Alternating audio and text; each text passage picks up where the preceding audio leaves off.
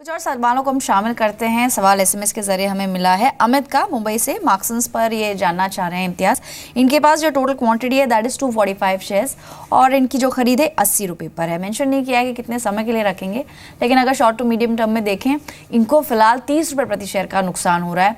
इस वक्त pharma stocks को लेकर क्या आउटलुक है आपका?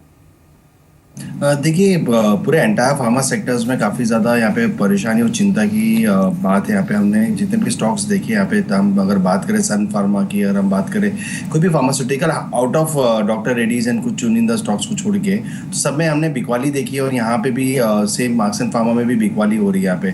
बट मोर और लेस यहाँ पे अच्छा एक सपोर्ट बना हुआ। अगर इनका horizon medium term to long term है, थोड़ा सा अगर होराइजन बढ़ा देते थे यहाँ पे 44 रुपीज़ से काफ़ी अच्छा स्ट्रॉन्ग सपोर्ट है। लास्ट टाइम भी स्टॉक्स ने 43 रुपीज़ का बॉटम बनाया और वहाँ से 58 रुपीज़ तक जा चुका था और वहाँ से वापस एक डिक्लाइन है। तो मेरे ख्याल से बने रहना चाहिए। मैं इनको बाय ऑन डिक्लाइन स्ट्रैटेजी नहीं कहूँगा यहाँ पे, मैं खाली इनको यही कहूँगा कि let the time go and the stocks will show the performance. 44 rupees के स्टॉप लॉस से होल्ड करिए। मेरे ख्याल से ऊपर में पोटेंशियल है कि स्टॉक्स में ऑलमोस्ट जो हमने एक फॉल डाउन देखा था, फॉल डाउन का रिट्रेसमेंट तकरीबन एक लंबे होराइजन में 80-89 रुपीज़ तक देखने मिल सकता है। Sure, moving on. अगले कॉलर है हमारे साथ मिस्टर विशाल फ्रॉम पुणे। नमस्कार विशाल जी, आपका सवाल पूछिए। मेरे वर्धमान एक्रिलिक से 1000 शेयर है 50 रुपए पे। आप क्या जानना चाहेंगे इसके बारे में?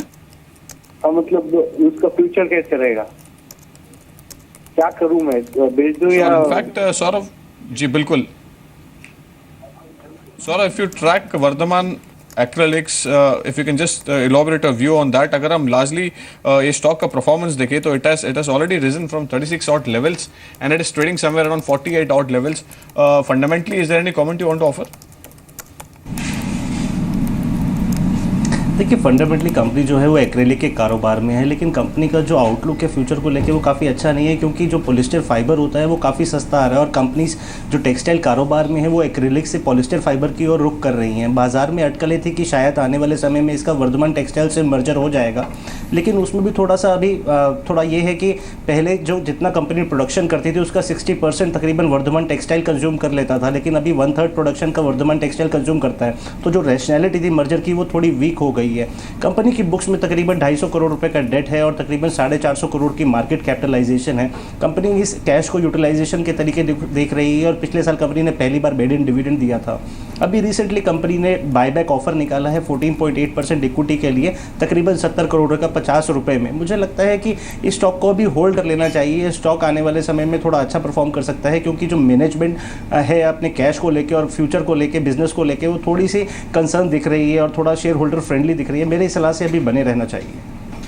और वर्धमान एक्रेलिक्स में आपको बने रहने की सलाह दी जा रही है। एक बार स्टील स्टॉक्स को भी देख लेते हैं। आज स्टील स्टॉक्स में कमजोरी देखने को मिल रही है। Steel authority of India, Tata steel, Bhushan steel जैसे कुछ स्टॉक्स हैं जहां पर कमजोरी आज के सेशन में है और इसके पीछे वजह भी है। चीन समेत 6 देशों ने एंटी डंपिंग ड्यूटी पर भारत की शिकायत WTO में की है।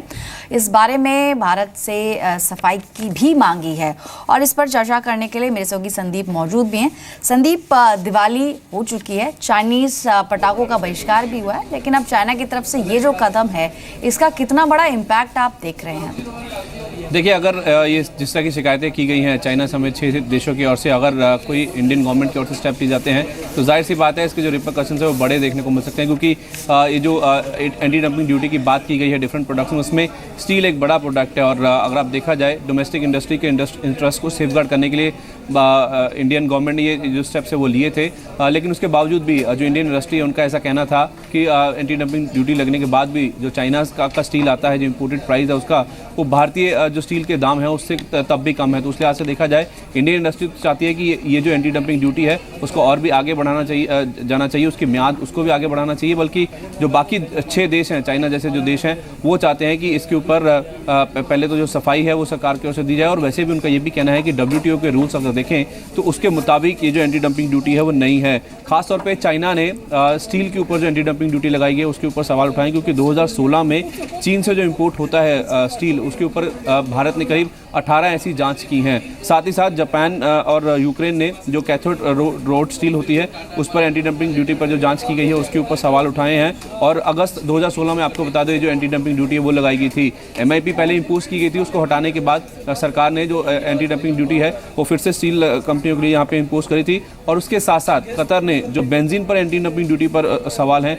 वो खड़े किए हैं। इनफैक्ट कतर का तो ये भी कहना है कि इंडियन डोमेस्टिक इंडस्ट्री की जहाँ तक बात है तो बेंजीन पर जो एंटी डंपिंग ड्यूटी लगाई गई है उससे डोमेस्टिक इंडस्ट्री को भी कोई फायदा नहीं हुआ है, इसके कोई पुख्ता सबूत नहीं मिले, लेकिन उसके बावजूद भी इंडियन गवर्नमेंट ने ऐसे स्टेप्स लिए हैं। तो उस लिहाज से काफ़ी सारे ऐसे देश हैं जो कि डिफरेंट प्रोडक्ट्स को लेकर सामने आए जिसमें उन्होंने WTO में ये शिकायत की है, सरकार के सामने सवाल खड़े किए और उसके साथ साथ सफाई भी मांगी गई है। अगर कोई बड़े कंक्रीट स्टेप्स सरकार की ओर से लिए जाते हैं, जाहिर सी बात है जो डोमेस्टिक इंडस्ट्रीज़ के लिए बड़े रिपरकशंस हो सकते हैं। और यही कारण है कि आप देख रहे हैं कि स्टील स्टॉक्स में उसका जो इम्पैक्ट है आज नीजक रिएक्शन के तौर पर देखने को मिल भी रहा है।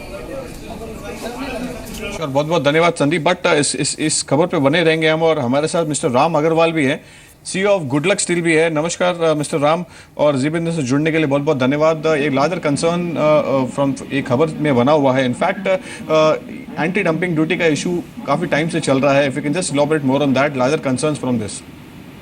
तो बेसिकली ये जो एंटी डंपिंग ड्यूटी के मेजर्स हैं, MIP लगाई गई है, ये दोनों ही मेजर्स से केवल जो स्टील प्रोड्यूसर्स हैं उनको फायदा दिया गया है। और स्टील प्रोड्यूसर्स को फायदा देने से आम कंज्यूमर को सबसे ज्यादा इसका नुकसान हुआ है। We are a steel converter, basically steel processors. तो जो माल पीछे अंतर्राष्ट्रीय बाजारों में कम दाम का था वो भी MIP और एंटी डंपिंग की वजह से ज्यादा कीमत पे लोकल प्रोड्यूसर्स बेच रहे हैं। उसकी वजह से प्रोसेसिंग की कीमत बढ़ गई है और आम जनता को, आम कस्टमर जो है उसको सबसे बड़ा नुकसान है। तो WTO में जो क्वेश्चन उठाए गए हैं रशिया से या जापान से या चाइना से, वो बेसिकली बिल्कुल ठीक है। यदि स्टील प्रोड्यूसर के दृष्टिकोण से देखें तो उनके लिए गलत है, लेकिन यदि आम उपभोक्ता से या स्टील प्रोसेसर के दृष्टिकोण से देखें तो ये सब मेजर हमारे खिलाफ है।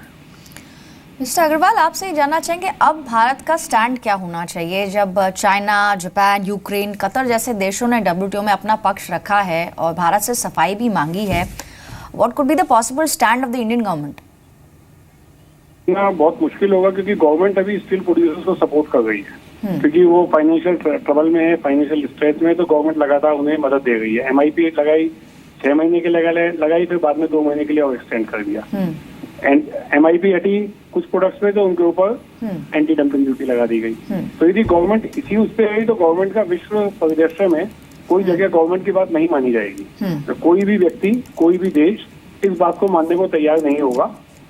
तो कायदे में तो इस समय देश को ये स्टैंड लेना चाहिए कि जो स्टील प्रोड्यूसर को, जो आज ओपन इकोनॉमी है, ओपन इकोनॉमी में यदि बाजार में कहीं भी सस्ता माल उपलब्ध है तो उसका फायदा सबसे जल्दी कंज्यूमर को मिलना चाहिए। तो सर, जैसे आपने कहा कि अभी तक जो स्टेप्स उठाए गए हैं उससे डोमेस्टिक इंडस्ट्री को कोई फायदा नहीं हुआ है, तो एग्जैक्टली क्या स्टेप्स उठाए जाने चाहिए ताकि एक स्टील इंडस्ट्री के लिए फायदेमंद सौदा साबित हो? इसका जो सबसे सही स्टेप है वो यही है कि यदि कच्चे माल की कीमत बढ़ रही है, जैसे अभी आयरन ओर की कुछ कीमत बढ़ाई गई है, कोयले की कीमत, मेटलर्जिकल कोक की कीमत बढ़ाई गई है, तो माल की कीमत जितनी उसके ऊपर एक्चुअल कॉस्ट आ रही है उसके ऊपर एक रीजनेबल प्रॉफिट के साथ स्टील प्रोड्यूसर्स को बेचना चाहिए। ऐसा नहीं हो कि आर्टिफिशियल प्राइसेस उन्होंने मार्केट में बढ़ा दिए, क्योंकि 479 का MIP लगा दिया। उस समय मार्केट का रेट $315-320 चाइनीज का था, लेकिन वो इतने का डिफरेंस आ गया कि उस डिफरेंस को उन्होंने, अपनी कॉस्ट नहीं बढ़ी थी लेकिन उन्होंने प्राइस बढ़ा। तो इस सब का नुकसान कंपनी, इस सब का नुकसान कस्टमर को हुआ। तो सबसे अच्छा यही है कि अपनी कीमत को देखते हुए और उसके ऊपर रीजनेबल प्रॉफिट के साथ ही भारतीय कस्टमर को ये वाला मटेरियल मिलना चाहिए। जी, शुक्रिया मिस्टर अग्रवाल अपना पक्ष रखने के लिए और इस पूरे ही मुद्दे पर बातचीत करने के लिए। फिलहाल गुडलक स्टील को देखें तो आज के गिरते बाजार में भी लगभग 5.5% की बढ़त के साथ ट्रेड कर रहा है। आगे जो डेवलपमेंट्स होंगे वो भी आप तक पहुंचाएंगे, लेकिन अब कुछ दर्शकों के सवाल शामिल करते हैं। राजेंद्र जी हैं इस वक्त दिल्ली से फोन लाइन पर। नमस्कार राजेंद्र जी, पूछिए क्या जानना चाह रहे हैं? दिवाली। हाँ नमस्कार सर, अपना सवाल पूछें। आप सबको हैप्पी दिवाली। सर आपको भी बहुत बहुत शुभकामनाएं दिवाली मैडम, की। मैं पिछले 20 मिनट से टेलीफोन जो है कान पर लगा के बैठा हुआ हूँ। I am a senior citizen about 78 years old. जी सर, उसके लिए बहुत माफी चाहेंगे, आपको इंतजार करना पड़ा। एक्साइट आपका स्टॉक है, किस भाव पे खरीदा हुआ है सर आपने? मेरी बात तो सुनो ना मैडम। एक तो आपके फोन नहीं मिलते, फोन मिलते थे, नंबर नहीं आता हमारा। जी सर, कई दर्शक हैं जो लगातार फोन लाइन बिजी रखते हैं, लेकिन कोशिश हमारी यही रहती है कि हम ज्यादा से सवाल शामिल कर सकें। मैडम एक तो मेरा एक्साइड है जी, एक मेरा है अदानी पोर्ट, ठीक है, और एक मेरा अगर आप कर सकते हो तो स्टेरलाइट टेक्नोलॉजी है। तीनों का भाव बता पाएंगे? स्टेरलाइट टेक्नोलॉजी 200 शेयर है, 113 रुपए के। ठीक है। अदानी पोर्ट किस भाव पे खरीदा है? अदानी पोर्ट मेरे पास 100 शेयर है, कोई तकरीबन आपके 1 मंजिला प्लीज। और साथ ही एक्साइड 207। अदानी पोर्ट है जी 313 रुपए का 100 शेयर। ठीक है, ऑलराइट, एक्सपर्ट से राय ले लेते हैं। इम्तियाज, इनके पोर्टफोलियो में ऑलमोस्ट 3 स्टॉक्स हैं। एक्साइड पर जानना चाह रहे हैं, 207 रुपए पर खरीदा है, 200 रुपए के आसपास ट्रेड कर रहा है। इसके अलावा अदानी पोर्ट 313 की खरीदा और स्टेरलाइट टेक 113 रुपए पर इन्होंने खरीदा हुआ है। तीनों स्टॉक्स पर क्विकली क्या रिएक्शन होगा आपका? देखिए तीनों स्टॉक्स तो वैसे भी फंडामेंटली काफ़ी अच्छी कंपनी है और जहाँ तक देखें हमेशा ट्रेडर के हॉट लिस्ट में होता है इसमें ट्रेड करना। बट मोर और लेस अगर हम एक्साइड की बात करें, थोड़ा एक डाउनवर्ड करेक्शन है, स्टॉक्स तकरीबन वापस से एक 190 के आसपास वापस आ सकता है। तो मैं इनको बाय ऑन डिक्लाइन स्ट्रेटेजी कहूँगा इस एक्साइड के अंदर, जहाँ पे ऑलमोस्ट 189 काफ़ी अच्छा स्ट्रॉन्ग सपोर्ट है, उसी को स्टॉप लॉस लगाइए। और जैसे ये करेक्शन जो ड्यू है जो चल रहा है यहाँ पे वो कंप्लीट होते हैं, मेरे ख्याल से स्टॉक्स में पोटेंशियल है कि 210-220 तक के रेंज वापस से देखने मिल सकते हैं। तो फिलहाल बने रहिए एक्साइड के अंदर। और हम बात करेंगे स्टेट बैंक ऑफ इंडिया की, तो तकरीबन एक हायर लेवल से कंटिन्यूस एक फॉल डाउन है 265 रुपीज़ से, stocks one way down side आया 250 रुपीज़ तक। मैं ये नहीं कहता कि यहाँ पे बेस पॉजिटिव है, बट काफ़ी अच्छा सपोर्ट है 250 रुपीज़ पे।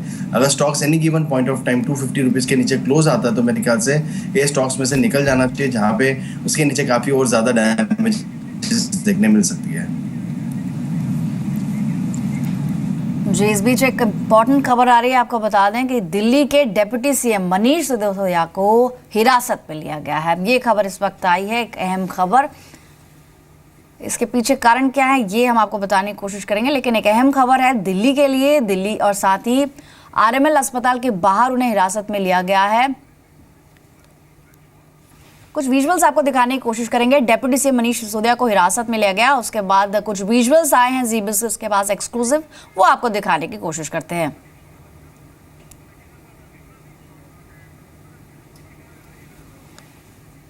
इस बीच कुछ विजुअल्स आए हैं आपके सामने, आप देख सकते हैं मनीष सिसोदिया डेप्यूटी सीएम दिल्ली, उन्हें हिरासत में लिया गया, वो नजर आ रहे हैं यहाँ पर।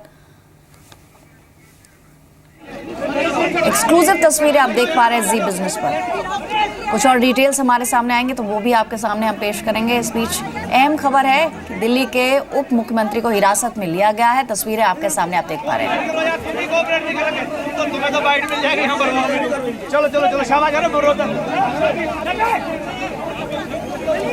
वन रैंक वन पेंशन मामले में एक पूर्व सैनिक के सुसाइड का मामला है और उस मामले में यहाँ पर प्रदर्शन करने के लिए पहुंचे थे और उसके बाद इन्हें हिरासत में लिया गया है। ये कोई पहली बार नहीं है, आम आदमी पार्टी से जुड़ा हुआ, इनफैक्ट अगर देखें तो कई बार इस तरह से जब ये सरकार में नहीं भी आए थे तब भी आम आदमी पार्टी के कई प्रदर्शनकारियों को हिरासत में पहले भी लिया जा चुका है। लेकिन अब एक उप मुख्यमंत्री होने के बाद इस पद को देखते हुए काफ़ी अहम है ये मामला। वन रैंक वन पेंशन का ये मामला है। पूर्व सैनिक ने सुसाइड किया, जिसके बाद ये प्रदर्शन हो रहा था और उसके बाद उप मुख्यमंत्री यानी कि डेप्यूटी सीएम मनीष सिसोदिया को हिरासत में लिया गया। कुछ तस्वीरें आपके सामने। कुछ और दर्शक है फोन लाइन पर इस वक्त रमेश है रोहतक से। नमस्कार रमेश, पूछिए क्या जानना चाह रहे हैं? मैडम मैंने कैपिटल फर्स्ट के 100 शेयर लिए हुए हैं 370 रुपए के रेट पे, और एक दीवान हाउसिंग के 300 शेयर लिए हुए हैं 170 रुपए के रेट पे। ठीक है, दोनों शेयरों को मैं 4-5 साल तक के लिए होल्ड कर सकता हूँ। तो फंडामेंटली मैं जानना चाहता हूँ कि इसके फंडामेंटल अच्छे हैं क्या, रखने चाहिए मुझे 4-5 साल तक शेयर? ठीक है, यानी आप लंबे अवधि के निवेशक है, लंबे समय तक रख सकते हैं। ठीक है, कैपिटल फर्स्ट सौरभ इन्होंने बताया 370 की इनकी खरीद है और ऑलमोस्ट डबल हो चुका है इनकी खरीद से, 702 पर आज ट्रेड कर रहा है। साथ ही अबान हाउसिंग भी इन्होंने बताया। लेकिन पहले कैपिटल फर्स्ट पर आपका रिएक्शन, फंडामेंटली स्टॉक कैसा लगता है आपको? देखिए फंडामेंटली स्टॉक अच्छा है, मार्केट का आउट परफॉर्मर है, स्टॉक के रिजल्ट्स काफ़ी अच्छे आ रहे हैं, ऑपरेशनली कंपनी काफ़ी साउंड है। दीवान हाउसिंग की भी बात करें तो कंपनी काफ़ी स्ट्रॉन्ग है। कंपनी हाउसिंग फाइनेंस के कारोबार में है। जिस तरह से गवर्नमेंट का फोकस है हाउसिंग लोन को लेके और टियर 2 टियर 3 सिटीज़ में जिस तरह से गवर्नमेंट हाउसिंग को एक काफ़ी उस पर जोर दे रही है और छोटे टिकट साइज़ के लोन होते हैं, इंटरेस्ट रेट का नीचे भी जा रहे हैं, इन कंपनियों को ऐसे भी फ़ायदा होगा कॉस्ट ऑफ फंड्स के लिए। मुझे लगता है इनका इतना अच्छा लंबा व्यू है 4-5 साल के लिए और इन्होंने बिल्कुल बिल्कुल अच्छी जगह पे बेट किया है NBFCs के ऊपर। दोनों ही स्टॉक काफ़ी अच्छे हैं और दोनों ही स्टॉक में मेरी बने रहने की सलाह रहेगी। मेरे हिसाब से 5 साल के ज़रूर होल्ड कर सकते हैं। Sure, moving on, Facebook caller से बातचीत कर लेते हैं। इनफैक्ट इम्तियाज, हमें अतुल भारद्वाज ने हमें पटना से मैसेज किया हुआ है। उनका सवाल है ला ओपाला पर 100 odd shares at 573 odd levels पर उनकी परचेज प्राइस है। टेक्निकल पर्सपेक्टिव में अगर 3 महीने का परफॉर्मेंस देखें तो it has been trading in a very narrow range. 540 और यहाँ से लेकर 520 ऑड लेवल्स पर ये शेयर्स ट्रेड कर रहे हैं और it has not generated any returns. आपकी क्या राय है इस पर? बिल्कुल मनोज जी, अगर हम देखेंगे तकरीबन स्टॉक काफ़ी ज़्यादा एक रेंज बाउंड सेशन में यहाँ पे बना हुआ है और 612 रुपया ऊपर हायर लेवल में और नीचे में 501 रुपया। तो ये काफ़ी ज़्यादा एक नैरो रेंज है और तकरीबन अगर हम देखेंगे 4 से 5 महीना हो चुका है स्टॉक्स को और इसी दायरे में ट्रेड कर रहा है। तो मेरे ख्याल से ये ट्रेड बैंड जो है मेरे ख्याल से 1-2 महीना और बरकरार रहेगा। मैं भी शायद से कोई डायरेक्शन मूव देखना चाहिए स्टॉक्स के अंदर। द रीजन बिहाइंड दिस ये कंसोलिडेशन जोन का, बिकॉज हमने स्टॉक्स में काफ़ी ज़्यादा आउट परफॉर्मेंस देखी है। एक कुछ सालों पहले ये स्टॉक्स में 60 रुपीज़ का भाव था, आज तकरीबन 10 गुना हो चुका है स्टॉक्स में। तो थोड़ा सा यहाँ पे एक side way range bound session continue रहेगा और उसके बाद मेरे ख्याल से 2 से 3 महीने के बाद स्टॉक्स में अप मूव देखने मिल सकता है। तो फिलहाल बने रहिए, 500 रुपये का स्टॉप लॉस लगाइए। मेरे ख्याल से ऊपर में वापस 610-620 के भाव देखने मिल सकते हैं। तो ला ओपाला में बने रहने की सलाह आपको दी जा रही है। इस बीच एक अलर्ट भी आया है, क्विकली खबर पर देख लेते हैं। जेंसर टेक ने फुल प्रूफ का एक्विजिशन पूरा कर लिया है और जो रकम है वो इंटरनल अक्रूल्स के जरिए ही कंपनी चुकाएगी। इनफैक्ट स्टॉक को देखें तो लगभग 4% की मजबूती आज के सेशन में दिख रही है, यानी कि गिरते बाजार में भी ये उन स्टॉक्स में से है जहां पर एक अच्छा रुझान देखने को मिला है। फंडामेंटली अगर देखें सौरभ, ये खबर पॉजिटिव है, एक्विजिशन कंप्लीट हो चुका है और जो रकम है पूरी तरह से इंटरनल अक्रूल्स के जरिए ही इसको चुकाया जाएगा। खबर पर भी आपका रिएक्शन चाहेंगे और साथ ही स्टॉक कैसा लगता है जेंसर टेक आपको? जी, टेक्नोलॉजी पैक में जो मिड कैप कंपनीज है वो काफ़ी अच्छा कर रही हैं। हमने देखा है कि लार्ज कैप कंपनियों के साथ तो थोड़ा डिसअपॉइंटमेंट देखने को मिला, TCS हो गया, इन्फोसिस हो गया, लेकिन अभी मिड कैप कंपनियों के नतीजे आने बाकी है। जेंसर की जो मैनेजमेंट है काफ़ी स्ट्रॉन्ग है, जिस तरह से वो एक्विजिशन स्प्री पे है तो मुझे लगता है कि वो आउटलुक उनको प्रॉमिसिंग ही दिख रहा होगा और क्योंकि इंटरनल एक्रूवल है तो बैलेंस शीट पर कोई जोर नहीं पड़ेगा। ये हमारे सामने काफ़ी अच्छा एक जेंसर आया है किस तरह से, क्योंकि बहुत सारी IT कंपनियाँ हैं जिनमें कैश बहुत सारा पड़ा हुआ और अपॉर्चुनिटीज़ के लिए कंपनी इधर उधर देख रही हैं कि ऑर्गेनिक इनऑर्गेनिक इस कैश को कैसे यूज़ किया जाए। तो जेंसर टेक्नोलॉजी ने जिस तरह से कैश को यूज़ किया तो मुझे लगता है बाजार इसको पॉजिटिव आउटलुक के साथ देखेगा। बाकी तिमाही के बाद ही पता लग पाएगा कि मैनेजमेंट का आगे 3 से 6 महीनों में क्या आउटलुक रहेगा। अभी के लिए पॉजिटिव है। श्योर, इनफैक्ट मूविंग ऑन, अगले कॉलर मिस्टर बिमल चंद्रा ने मैसेज किया हुआ है। इम्तियाज, उनका सवाल है अशोक लेलैंड पर। He wants to ask, is it right time to sell Ashok Leyland shares which was bought at 30 odd rupees? आपकी क्या राय है इनके लिए? जी नहीं, मेरे ख्याल से एक्चुअली उन्हें बने रहना चाहिए यहाँ पे और अभी और पोटेंशियल यहाँ से बनते हुए नजर आ सकता है। नो डाउट स्टॉक्स ने काफी अच्छी रैली दी है, तकरीबन 2-2.5 साल में स्टॉक्स ने तकरीबन एक अगर मूव देखें 30 रुपीज से 112 और उसके बाद एक करेक्शन भी आया स्टॉक्स के अंदर जो कि बॉटम लगा 75 रुपीज पे। अनुमान है कि अगर स्टॉक्स ये बढ़त में अगर 101 रुपये को सरपास करे तो मेरे ख्याल से हो सकता है कि स्टॉक्स तकरीबन 120-125 रुपये की लंबी अवधि में देखने मिल सकता है। फिलहाल बने रहिए, अगर इनको अगर निकलना होगा तो मेरे ख्याल से 83 का ब्रेकआउट डाउन आता तो नीचे निकल गए। अशोक लेलैंड दिन के उच्चतम स्तर पर ऑलमोस्ट 0.1% की मजबूती देखने को मिल रही है, यानी गिरते बाजार में भी ये उन काउंटर्स में से जहां पर एक काउंटर ट्रेंड देखने को मिल रहा है। फिलहाल इतने ही सवाल हम शामिल कर पाएंगे। शुक्रिया सौरभ आपका और साथ ही इम्तियाज आपका भी कीमती समय देने के लिए।